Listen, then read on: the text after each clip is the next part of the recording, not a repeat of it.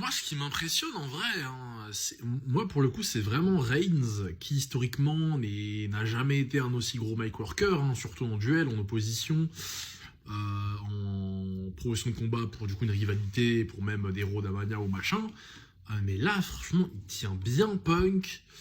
Euh, Après, Reigns, son perso, en fait, c'est le GOAT, hein, plus ou moins. Et du coup, dans sa manière de se défendre, d'amener certaines idées, ça se repose énormément sur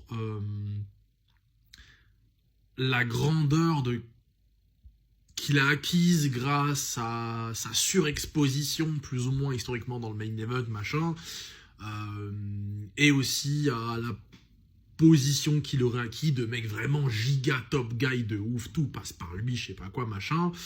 Son perso, c'est vraiment le boss, c'est trop le boss. Mais il va y avoir un moment où il ne va plus pouvoir exploiter cet angle-là. Oui, moi, on vient tout me dire, c'est moi qui décide, machin, truc. Punk, c'est un bricoleur. Et on commence à le voir et ça commence à être chaud.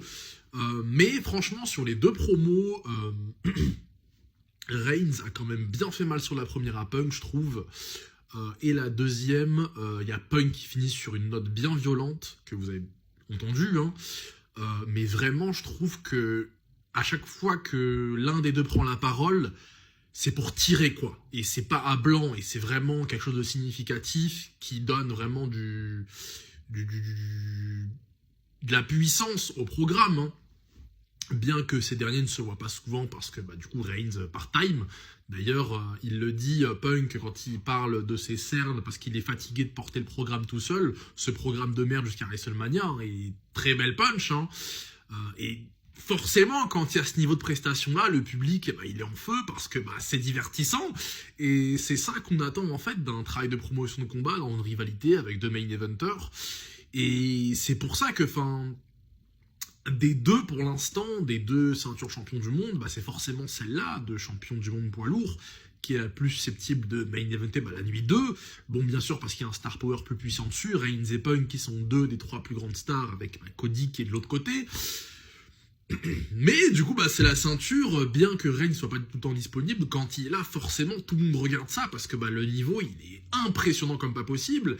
Et quand tu regardes, en fait, l'autre ceinture, t'as Cody, qui est excellent, Cody, y a aucun souci, il est injouable. Mais ils n'ont pas voulu garder Cody, ou en tout cas faire danser Cody et McIntyre suffisamment sur le travail de promotion de combat au mic, vraiment, ils ont pris le mic quelques fois, mais dans des angles un peu, des fois comique ou très brutal ou machin, mais jamais comme ça dans un peu ce côté-là, débat politique et tout, à part la signature de contrat qu'il y avait eu quelques mois auparavant.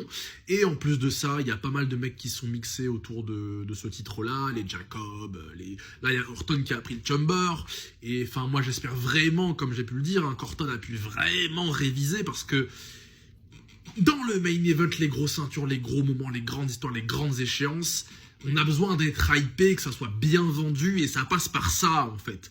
Et c'est grâce à ces moments-là qu'en fait, on se dit, putain, mais on sait pas qui va gagner, parce que c'est trop serré, parce que les deux mecs paraissent forts.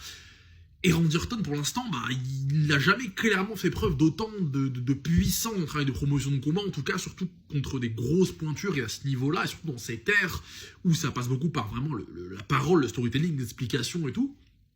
Donc hâte de voir les promos pareil d'Orton, hein, de ce côté-là, contre une brute comme Cody, qui a pris tout le monde depuis qu'il est revenu.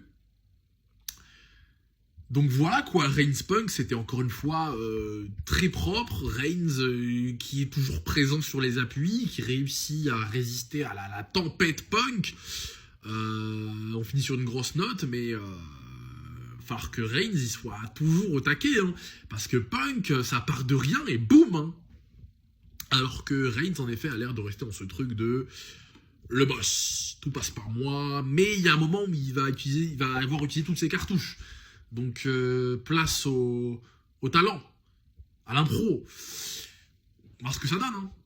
Mais il y a un truc où, en effet, on dirait que là, Reigns va peut-être craquer, parce que ça parle du daron, ça parle de la famille, ça commence à être chaud.